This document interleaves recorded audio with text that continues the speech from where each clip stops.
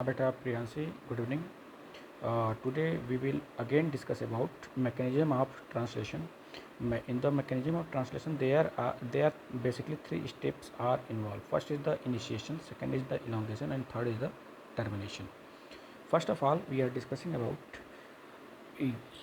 these are the mRNA plate, messenger mRNA है.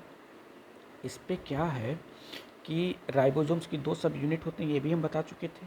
पहला जो है स्मॉल सब यूनिट और सेकंड क्या है लार्ज सब यूनिट. अब स्मॉल सब यूनिट क्या होता है, पहले mRNA से बाइंड होता है. किससे बाइंड होता है, mRNA से बाइंड हो जाता है. ठीक है, अब mRNA से बाइंड होने के बाद यहाँ जो लार्ज सब यूनिट है इसमें दो साइट होती है, एक होती है P site and second is a site.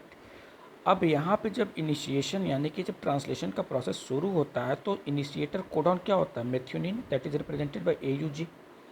तो जो पहला tRNA आता है वो क्या करता है, tRNA का एंटी कोडॉन इससे बाइंड होता है. जैसे अब ये क्या है, राइबोसोम्स है, तो इसमें एडिनिन के थाइमिन की जगह क्या आएगा, यूरेसिल. तो ये देखो यहाँ पे क्या बाइंड हो रहा है, एडिनिन के साथ यूरेसिल, यहाँ यूरेसिल और वन के साथ साइटोसिन. सेम एज, अच्छा ये अपने साथ क्या लिखा था, एक एमिनो एसिड के लिए क्या आया हुआ है. ठीक है, सेकंड क्या है, ए साइड पे भी सेकंड tRNA आया हुआ है. अब ये tRNA का एंटी कोडॉन इससे बाइंड होगा ऐसे. यहाँ तक क्लियर हो गया. जब यहाँ तक क्लियर हो गया तो एक चीज़ और यहाँ समझना, ये जो प्रोसेस चल रहा है 5 to 3 प्राइमर में चल रहा है. इधर क्या है, कार्बोक्सिल ग्रुप है और उधर क्या है, एमिनो ग्रुप है. यानी कि ए साइड की तरफ क्या है, एमिनो ग्रुप है और पी साइड की तरफ क्या है, कार्बोक्सिल ग्रुप. क्लियर हो गया. सेकेंड स्टेप जब आते हैं इलोंगेशन में, तो इलोंगेशन में क्या है, अब इलोंगेशन में ध्यान से समझना थोड़ा सा, ये जो स्मॉल सब यूनिट mRNA था इनिशिएशन में, ये क्या है, ये थोड़ा सा आगे बढ़ गया, मतलब थोड़ा सा इलोंगेट करके आगे चला गया.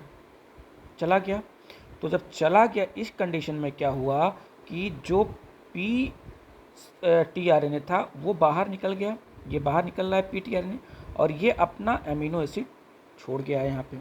ठीक है, इसका ये एंटीकोडॉन से बाइंड है. सेकेंड जो ये वाला था CCA, इसके अगेंस्ट क्या था, AUC.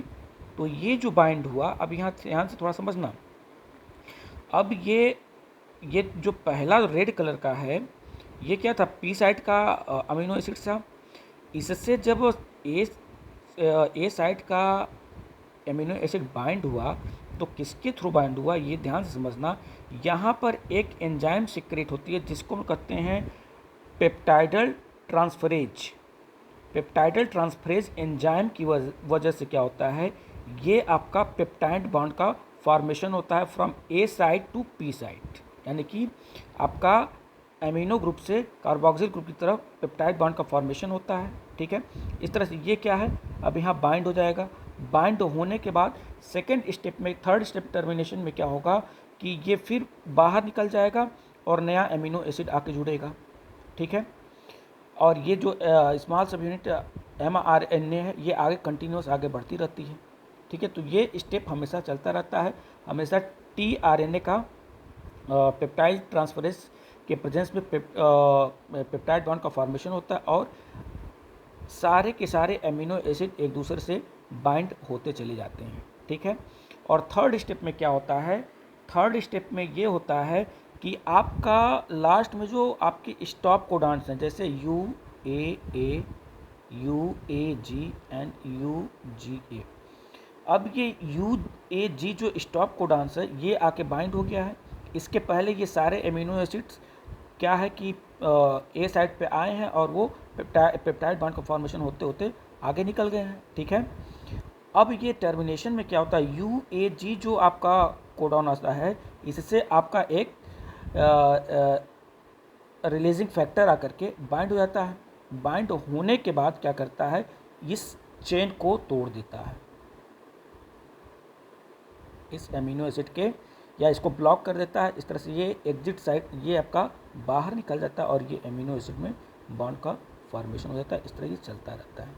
ठीक है, टर्मिनेशन फैक्टर ये RF आता है और इसे बाइंड हो जाता है UAG से, जो क्या करता है इसको पूरी तरह से ब्लॉक कर देता है और यह आपका एमिनो एसिड का फॉर्मेशन इस तरह से होता है. क्लियर हो गया.